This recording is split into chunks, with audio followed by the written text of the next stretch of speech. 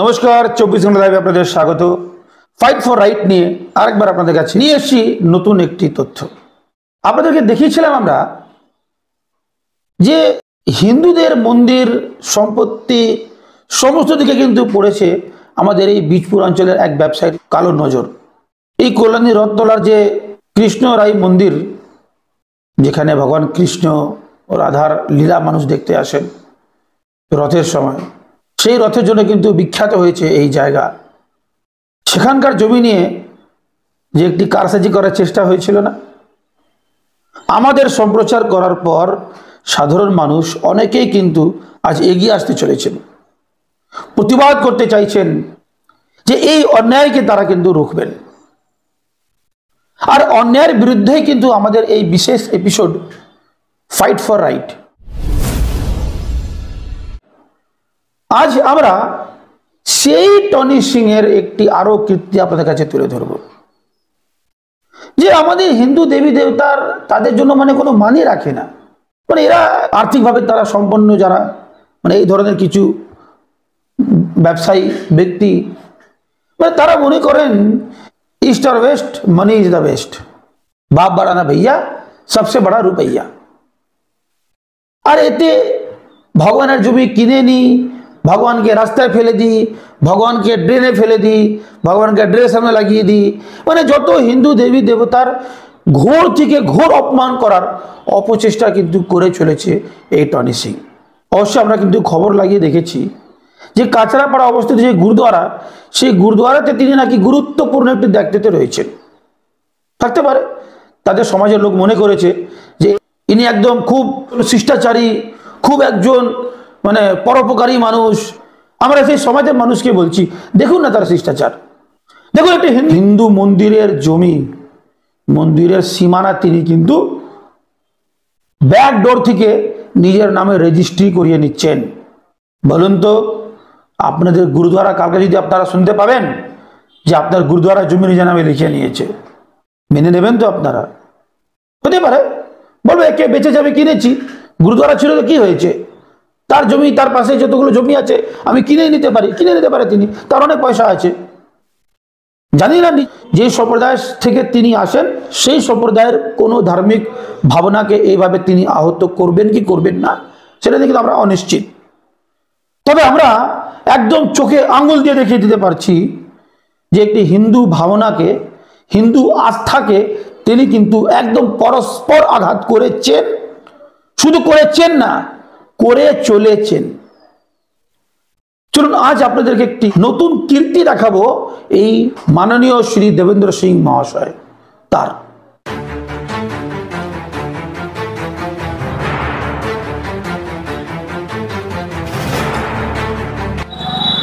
এই মুহূর্তে কিন্তু আমরা দাঁড়িয়ে রয়েছি, আপনাদেরকে দেখাবো এই যে হোটেল ড্রিমল্যান্ড প্রিমিয়ার নতুন রূপে, নতুনভাবে মানুষের কাছে মদ পৌঁছে দেওয়ার নতুন সুসজ্জিত ঠিকানা। তবে আমরা তার কিছু কুকীর্তি আপনাদের কাছে তুলে ধরবো আজ। এই দেখুন, আমরা দেখতে পাচ্ছি এখানে বিরাজমান রয়েছেন ব্যারাকপুর লোকসভার মাননীয় সাংসদ শ্রী অর্জুন সিং মহাশয়। তার সঙ্গে অবশ্যই উপস্থিত রয়েছেন আমাদের দেশের প্রধানমন্ত্রী নরেন্দ্র দামোদর দাস মোদী। এই ব্যানারের মাধ্যমে তারা অবশ্যই কিন্তু ভোট প্রচার করছেন।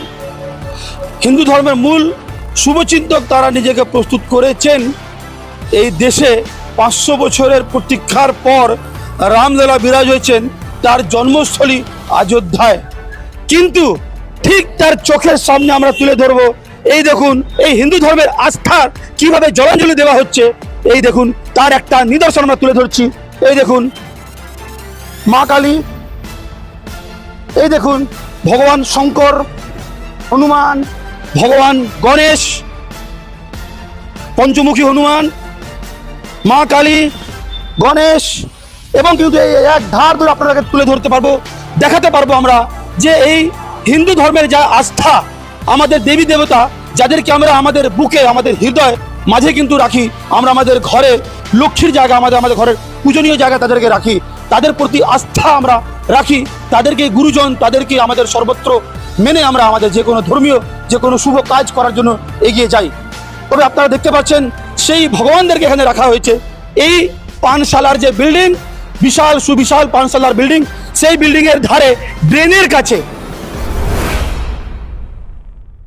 মানে নর্দমার কাছে জায়গা পেয়েছেন, স্থান পেয়েছেন আমাদের আস্থা, আমাদের দেবী দেবতারা। এই প্রশ্ন আমরা তুলে ধরার চেষ্টা করব।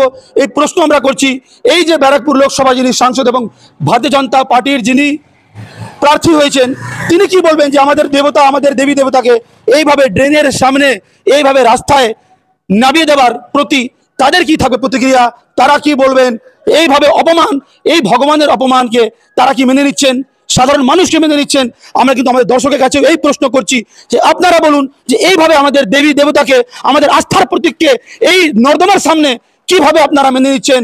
আমরা তো অবশ্যই তার কড়া প্রতিবাদ করছি, অপেক্ষায় রয়েছি যে আপনারা কোনোদিন মুখ খুলবেন আর আমাদের দেবী দেবতাকে এইভাবে নর্দমার সামনে যাওয়ার, এই যে আনার যে একটা ঘৃণামূলক যে কাজ করা হয়েছে, এই কাজের কিন্তু প্রতিবাদ আজ আমরা করছি। আগামী দিন অপেক্ষায় রয়েছি যে কবে আপনারা এই প্রতিবাদ করবেন। হ্যাঁ, দেখলেন তো এই যে পরিস্থিতি, মানে ড্রেনের সামনে, নর্দমার সামনে যেখানে মানুষ থুতু ফেলে বা যেখানে মানুষ, মানে আপনি বুঝতে পারছেন, ড্রেন যেখান থেকে নোংরা ময়লা, আমাদের বাড়ির ঘরের আবর্জনা সেখান থেকে ব্যাহত হয়, সেখান থেকে পাস হয়। সেই ড্রেনের সামনে হিন্দুদের দেবী দেবতাকে এইভাবে লাগাবার কে অধিকার দিয়েছে তাকে? তিনি কি বোঝাতে চাইছেন বলুন তো? যে তার মানে তার হোটেলের পেছনে যে ড্রেনগুলো, সেখানে কি শুধু হিন্দু মানুষরা গিয়ে পেচ্ছাপ করে? তার জন্য তিনি হিন্দুদের দেবী দেবতাকে লাগিয়ে দিয়েছেন? নাকি হিন্দুদের দেবী দেবতার প্রতি তার বিন্দু মাত্র নেই আস্থা? তার কাছে শুধুমাত্র আয় ব্যয়, টাকা কামাই তার রাস্তা রয়ে গেছে, সেটা তিনি মনে করেন যে ভগবানের নাম করে কীর্তন দেখিয়ে, এই তো কয়েকদিন আগে তিনি তার হোটেলে, সে অবৈধ হোটেলে তিনি নাকি সংকীর্তন করিয়েছেন। ভালো,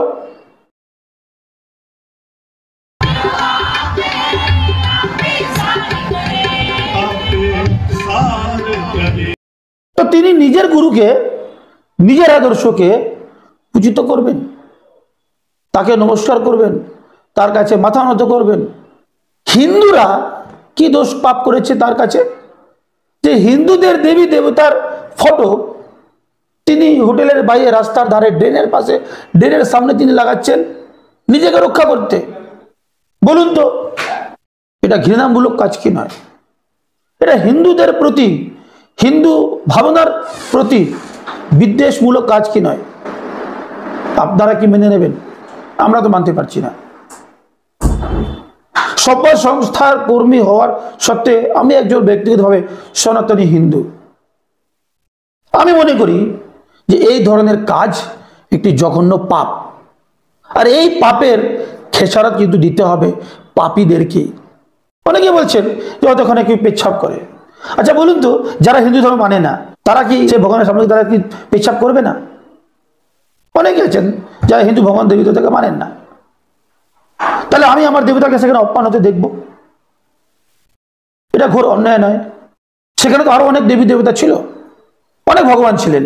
ভগবানদের ঠিক আমি ক্ষমা চেয়ে বলছি যে আরো অনেক দেবী দেবতা ছিলেন। কেন লাগালেন না গুরু নানকের ফটো সেখানে? কেন লাগালেন না কোনো অন্য ধর্মের কোনো তথ্যচিত্র? কারণ ক্ষমতা নেই, সাহস নেই আপনার। জানেন যে হিন্দুরা কি আছে? চাকর। হিন্দুরা কি হাতের মুঠোতে রাখি তাদের। হিন্দুদের মন্দিরে জমি বিঘার বিঘা কিনে নিচ্ছি, এই কয়েকটা সামান্য যদি ফটো লাগিয়ে দিলে কি যায় আসে? আমার এই পানশালা, অবৈধ পানশালা, সেটা বাঁচলেই তো হলো। অবৈধ বলছি আমি, অবৈধ বিল্ডিং, ইললিগাল বিল্ডিং আমি বলছি, দায়িত্ব নিয়ে বলছি 24 ঘন্টা লাইভ, সেটা কিন্তু ইললিগাল। এই যে সম্পূর্ণ বিল্ডিং, সেটা কিন্তু টোটালটাই ইললিগাল কনস্ট্রাকশন। এবং এইটা নিয়ে, এই কনস্ট্রাকশন নিয়ে একমাত্র চ্যানেল 24 ঘন্টা লাইভ আমরা কিন্তু মুখ খুলেছি। আর এই মুখ বা এই কণ্ঠ বন্ধ করে দিতে পারবে এমন কোনো শক্তি জন্মায়নি আজ পর্যন্ত। আর অনেক মিডিয়া বন্ধুরা আছেন,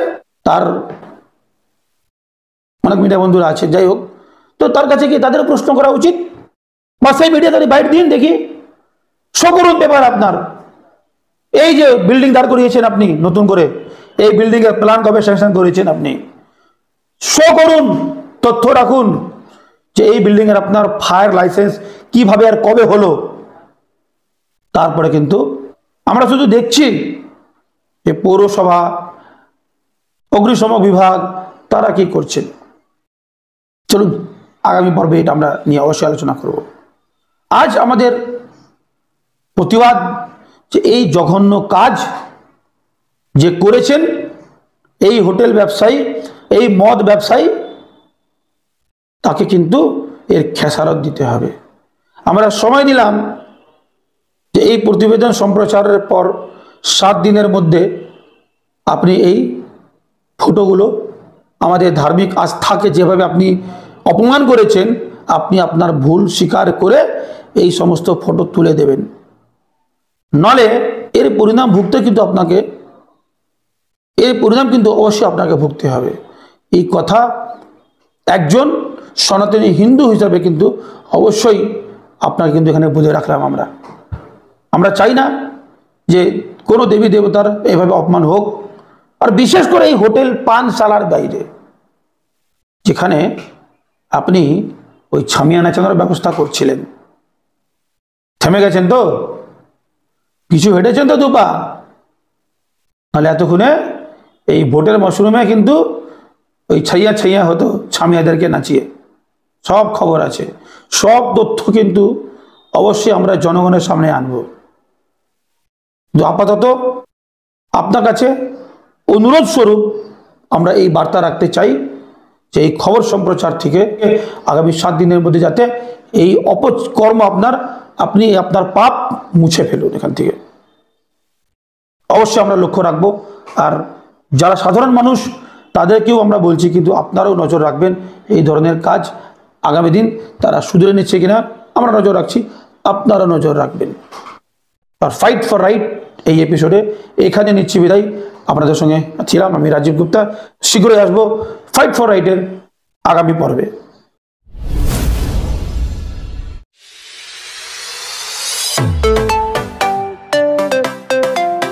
PM Cuisine, a family restaurant cum bar.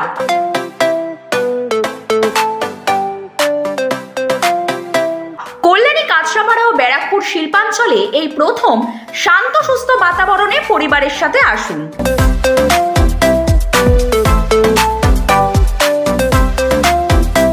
সুস্বাদু ডিশের টেস্ট এবং PM কুইজিনই বেস্ট। বাগমোড়, কাঁচরাপাড়া।